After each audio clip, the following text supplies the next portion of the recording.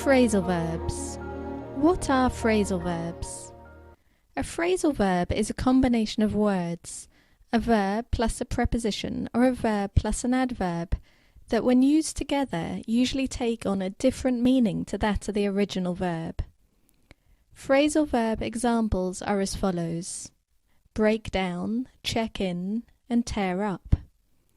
When we use phrasal verbs, we use them like normal verbs in a sentence, regardless of whether they are regular or irregular verbs. For example, Ella tore up the letter after she'd read it. Their car broke down 2 miles out of town. Did the manager deal with that customer's complaint? When we use verbs with the following words, they become phrasal verbs. 3. Did the manager deal with that customer's complaint? When we use verbs with the following words, they become phrasal verbs.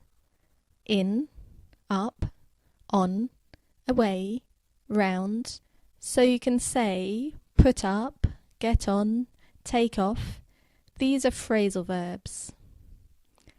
So let's look at phrasal verbs in a little more detail.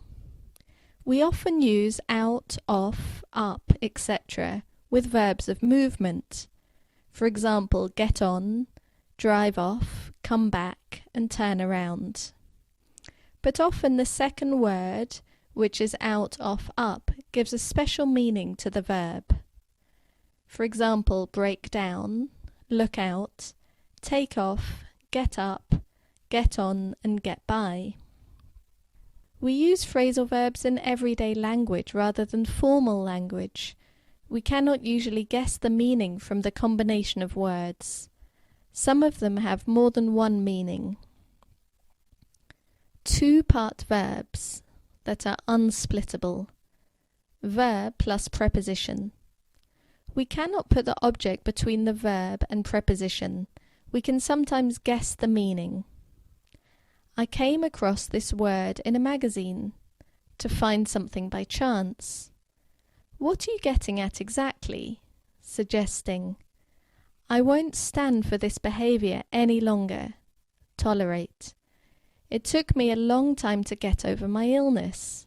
Recover from. The police are looking into the robbery. Investigate. Will you look after the baby? Care for. Anna takes after her mother. Looks or behave like. I ran into Tom the other day. Met by accident. Tom is heading for trouble.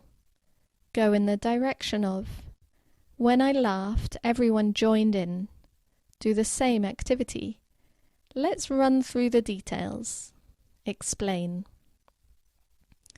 2-part verbs that are splittable. Verb plus an adverb particle. We can put the object between the verb and the particle, or after the particle. If the object is a large number of words, we put it after the particle.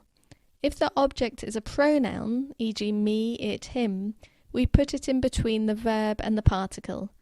We can sometimes guess the meaning. Here are the examples. Try to carry out a task analysis. Do a piece of work. Can you give in your homework now? Give it to the teacher. Can you fill in this form? Write information on it. You can leave out or miss out the next exercise. Don't do it. We're trying to sort out the problem. Deal with. You can work out the answer for homework. Find the solution. Don't forget to turn off the lights. Stop using. Phrasal verbs 2. 2-part verbs with no object. Verb plus adverb particle. These verbs do not have an object. They're intransitive. The traffic builds up here every day. Increases. My car has broken down again. Stopped working. It's important to speak out. To be frank, to give an opinion. What exactly is going on?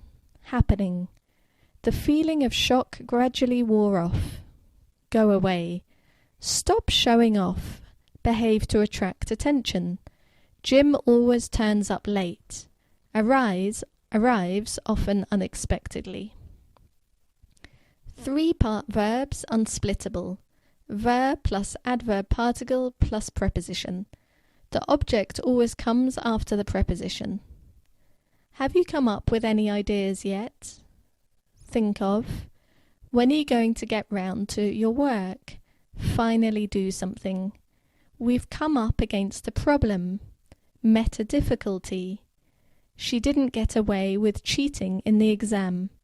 Escape, capture or detection. Maria has gone down with a bad cold. Become ill with a disease, etc. I can't put up with Alan. He annoys me. Accept something, someone unpleasant. We want to do away with the school uniform. Abolish.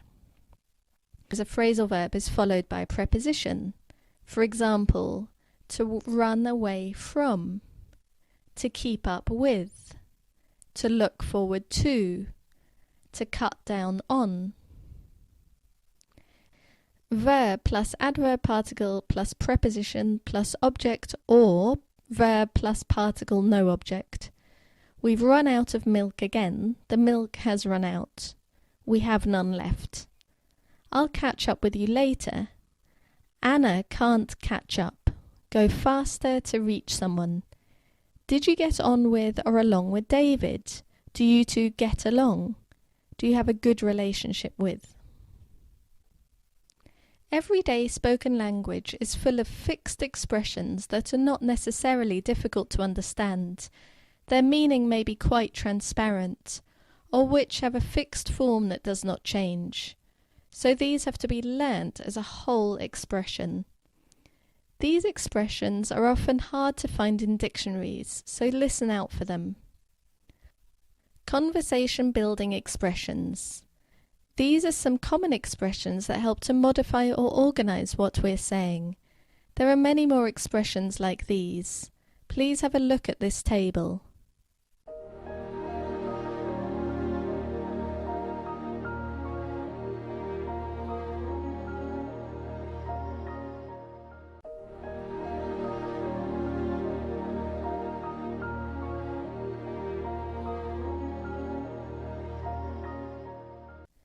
Here are some common expressions for modifying statements. If the worst comes to the worst, we'll have to cancel the holiday. If the situation gets very bad indeed. If all else fails, we could fax them. If nothing else succeeds. What with one thing and another, I haven't had time to reply to her letter because of a lot of different circumstances. When it comes to restaurants, this town's not that good, in the matter of restaurants.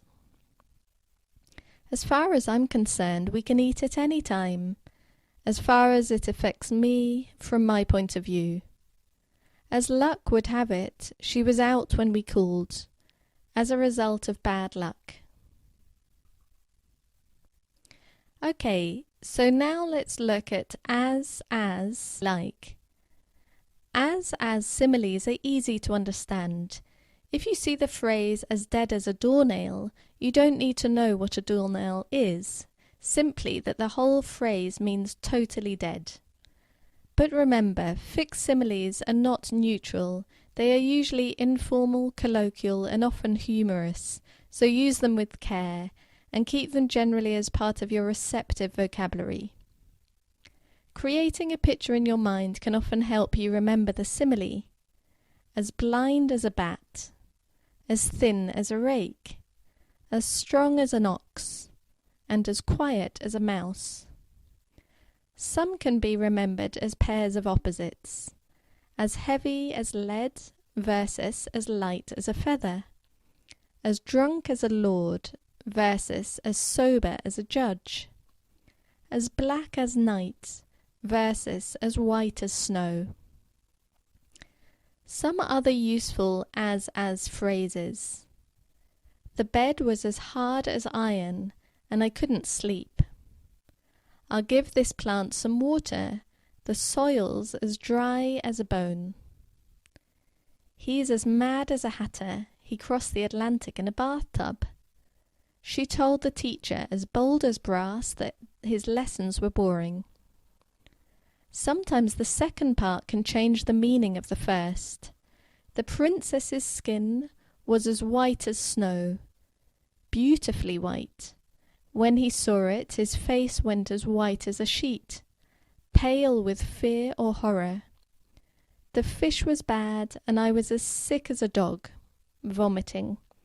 She ran off with my money, and I felt as sick as a parrot. A bad feeling of disillusionment or frustration. Like, my plan worked like a dream, and the problem was soon solved. Be careful the boss doesn't see you. She has eyes like a hawk.